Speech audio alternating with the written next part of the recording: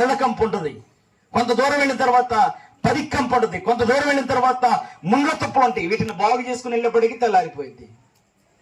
కానీ ప్రభు మన కొరకు మార్గాన్ని సిద్ధపరిచాడు. ఆయన అంటాడు, నేనే మార్గము, నేనే సత్యము, నేనే జీవం. దేవునికి స్తోత్రం కలుగునుగా. హల్లెలూయా. ఆయన నమ్మని బిడ్డలను ఆయన అనాదిగా విడిచిపెట్టేవాడు కాదు. ఆయన మనకు తోడై ఉన్నాడు, ఆశ్రయ దుర్గమై ఉన్నాడు. మనమే దేవుని సన్నిధిలో అటు ఇటు ఊగిసలాడుతూ ఉంటాం. ఆ ప్రాంతంలో మందిరం నేను కడుతూ ఉన్నప్పుడు చాలా మంది చాలా రకాలుగా అన్నారు. నేను భయపడలా, జీవగలిగిన దేవుడు నన్ను పంపాడు, నా పక్షంగా దేవుడు నిలబడతాడు, దీని మీద ఎవరు చెయ్యజాలరన్న.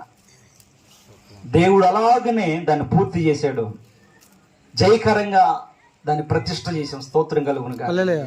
ఈ గ్రామం నుంచి వచ్చారు విశ్వాసం. ఒక్కరోజు ప్రభు సన్నిధిలో 3.5 లక్షలు ఖర్చు పెట్టే ప్రతిష్ట కొరకు. నా ఆశ జనులందరినీ తృప్తిపరచాలి. సొలొమోను ఎలాగ చేశాడో అలాగ చేయాలి, అలాగనే చేసుకుంటూ వచ్చా. స్తోత్రం కలుగును గాక. అలాగనే ఈ స్థలములో దేవుని యొక్క వాగ్దానం కలిగిన రాము, ఆయన ఏ దర్శనం కలిగి ఉన్నాడో ఆ దర్శనము ప్రభు నెరవేర్చును గాక. ఈ స్థలంలో ఆయన దర్శనాన్ని అనుభవించును గాక. ఆమేన్. 3వ మాటలో చూస్తే అక్కడ ఒక మాట ఉంది. ఏమని? నిశ్చయముగా నీవు నీ చేతుల కష్టార్జితమును అనుభవించదవు, నీవు ధన్యుడవు, నీకు మేలు కలుగును. ఏమనుభవిస్తారంట? నీతిమంతులు వారి కష్టాన్ని అనుభవిస్తారు. నీతిమంతులు వారి కష్టాన్ని వారు అనుభవిస్తారు. దొంగలు దోచుకోరు, అక్రమంగా అది పోదు. కారణం ఏంటంటే దేవుని సన్నిధిలో యథార్థతను బట్టి ఆ నీతి అమ్మే సొమ్ము మన దగ్గర నిలబడింది. ఇప్పుడు అడ్డం తిరిగి బయటకు లాగేస్తే ఏం చేస్తాడు? వాళ్ళకున్న సోర్స్ వాళ్ళకుంటాయి, ఈయనకున్న సోర్స్ ఈయనకుంది. మధ్యలో నలిగిపోయేది ఎవడు? కొనుక్కున్నవాడే నలిగిపోతాడు కదా. ఎంతైనా ఖర్చు పెట్టాలి, నాకు కావాల్సింది అనుకుంటే అప్పుడు ఎంతైనా ఖర్చు పెట్టాల్సింది. కానీ దేవుని సన్నిధిలో ప్రార్థన చేసుకుంటే దేవుడు వాగ్దానం ఇచ్చాడు, నీ స్థలం ఎక్కడికి పోదు, నీతోనే ఉంటుంది. ఉందా పోయింది? ఇప్పుడు ఉందా పోయిందా? ఏం చేస్తాడు ఇక్కడ? వాక్యం ఏమంటుంది? నిశ్చయముగా నీవు నీ చేతుల కష్టార్జితమును. ఇది ఎవరి కష్టార్జితం? వాళ్ళ అమ్మా నాన్న చేతుల కష్టార్జితం. వాళ్ళు అనుభవించారు, బిడ్డకి ఇచ్చారు, బిడ్డ కూడా అనుభవిస్తున్నాడు. తరతరములు ఇది వారికి ఉండును గాక. ఆమేన్. హల్లెలూయా. మరొక వాక్యం చూద్దాం. దేవుని యొక్క మాటలో, దేవుని యొక్క సన్నిధిలో మరొక వాక్యాన్ని మనం చూసుకుందాం. యెషయా గ్రంథము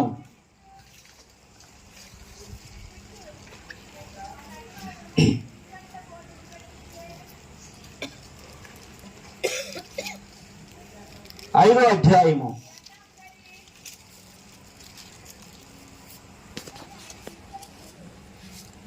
3వ అధ్యాయం 10వ వాక్యం, పేజీ నంబర్ 570. మేలు కలుగునని నీకు మేలు కలుగునని నీతిమంతులతో చెప్పుము, నీతిమంతులతో చెప్పుము, వారు తమ క్రియల ఫలము అనుభవింతురు, వారు తమ క్రియల ఫలము అనుభవింతురు. దేవునికి మహిమ కలుగును గాక. హల్లెలూయా. ప్రవక్త యెషయాతో దేవుడు మాట్లాడుతున్నాడు. ఏమని చెబుతున్నాడు? మీకు మేలు కలుగునని. ఎవరితో చెప్పమంటున్నాడు? దొంగలతోనా? నరహత్య చేసేవారితోనా? వ్యభిచారం చేసేవారితోనా? పేకాట ఆడేవారితోనా? త్రాగుబోతుతోనా? దేవుడిని ఎరగకుండా బ్రతికేవారితోనా? దేవుడు కాదు, మాకు మరొక దేవుడు ఉన్నాడని బ్రతికేవారితోనా? ఎవరితో చెప్పమంటున్నాడు దేవుడు? నీతిమంతులు ఉన్నారు. స్తోత్రం కలుగును గాక. అంటే దేవుడు చూస్తున్నాడా లేదా భూమి మీద? దేవుడు చూస్తున్నాడు. నీతిమంతుడు ఎవడో, నీతిమంతుడు కాని వాడెవడో ప్రభు గమనిస్తున్నాడు. ఆయన డివైడ్ చేశాడు, విభాగించాడు. ఆయన నీతిమంతులు ఒక గుంపుగా చేర్చుకొని ఎదురు చూస్తున్న దేవుడు. దేవుని స్తోత్రం కలుగును గాక. నీతిమంతులకు ఎవరు చెప్పాలంటే ప్రవక్తతో చెప్పిస్తున్నాడు, సేవకుడితో చెప్పిస్తున్నాడు, దైవజనుడితో దేవుని యొక్క మాట తెలియపరుస్తున్నాడు. ఏమని తెలియపరుస్తున్నాడంటే ఆయన మాట్లాడుతున్న మాట, వారు తమ క్రియాఫలమును అనుభవించరు. దేవుని స్తోత్రం కలుగును గాక. వారి క్రియలే వారు అనుభవిస్తారు. నీతిమంతుడు మాట ఇచ్చి తప్పడంట. తప్పతడా? తప్పుడు. స్తోత్రం కలుగును గాక. మైలు రామంటే ఎన్ని మైలు నడవాలి తెలుసా? ఉందా వాక్యం? ఉందా? ఉంటే దేవుని స్తోత్రం. మైలు రామంటే 2 మైళ్ళు, 2 మైళ్ళు రామంటే 4 మైళ్ళు, 4 మైళ్ళు రామంటే కదా, ప్రయాణం చేయాలి. ఎందుకు? స్నేహితుడిని బాధ పెట్టకూడదు. ఇప్పుడు ఆయన మనతో నడుస్తున్నాడు. మనం అంటాం, ప్రభా నేను ఊరు వెళ్తున్నాను, నా చుట్టూ కంచి వెండి ప్రభా, మీరే చిన్న ప్రార్థన చేసుకుని వెళ్ళిపోతూ ఉంటారు. ఇప్పుడు ఆయన వస్తాడా రాడా? వస్తాడా రాడా? చిత్రం చూస్తున్నాను, రాడు కదా. వస్తారండి. ఇంట్లోనే ఉంటాడు కదా, ప్రార్థన చేసి వెళ్ళండి. కాదు, మనం ఎంత దూరం వెళ్తే అంత దూరం ఆయన రమ్మన్నా దేవుణ్ణి రమ్మని అక్కడ చేసి పిచ్చి పనులు మనం ఆయన రమ్మని చెబుతాం, ఆయన వస్తాడు. పాపం ఆయన బయలుదేరి మనతో పాటు వస్తాడు. అక్కడికి వచ్చిన తర్వాత మా విశ్వాసం ఒక్క ఎట్లా ప్రార్థన చేసింది, చల్లపల్లి వెళ్ళాలి. చల్లపల్లి వెళ్ళి ఎందుకు వెళ్ళాలి తెలుసా? సమాధి అలగటానికి వెళ్ళాలి. ఎందుకు? నిజం కాబట్టి సాక్ష్యం చెప్పి తీసుకొచ్చి ఎక్కడికి వెళ్ళాలి? చల్లపిల్లాలి. ఎందుకు వెళ్ళాలి? సమాధి అలగటానికి.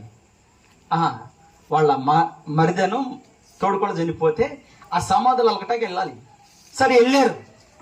వెళ్ళిన తర్వాత వాళ్ళు సమాధి అలిగిన తర్వాత నాకు విశ్వాసాలు అయ్యారు. ఆమె వేరే చోటకి వెళ్ళింది, పిల్లలు మారు మనసు పొందలేదు, రక్షణ పొందలేదు. అయితే వెళ్ళిపోయారు, సమాధులు వెలిగేసారు. ఆ సమాధుల దగ్గర దీపాలు వెలిగించారు, వచ్చారు, చక్కగా తిన్నారు, వచ్చారు. అంతా అయిపోయిన తర్వాత నేను ప్రార్థన చేస్తున్న మేడ మీద తిరిగి రాత్రి 1:15 ఆ ఇంట్లోకి 2 దురాత్మలు వచ్చారు. నేను క్లియర్గా చూస్తున్నా, వెళ్ళారు మనుషులు లేరు కదా, వెళ్ళారు లోనికి వెళ్ళారు, దొంగలేమనుకుని నేను ఇంకా నిబ్బరంగా అక్కడే చూస్తా ఉన్నా. ప్రార్థన తలుపులు వేస్తున్నారు, తీస్తున్నారు, తలుపులు వేస్తున్నారు, తీస్తున్నారు. వీళ్ళు వచ్చారు అనుకుంటా దురాత్మ. పొద్దున్నే వచ్చారండి. వాళ్ళకి 4 సంవత్సరాల పాప. వచ్చిన దగ్గర నుంచి ఆ పిల్ల ఏడుస్తుంటే ఆ పిల్లని బట్టి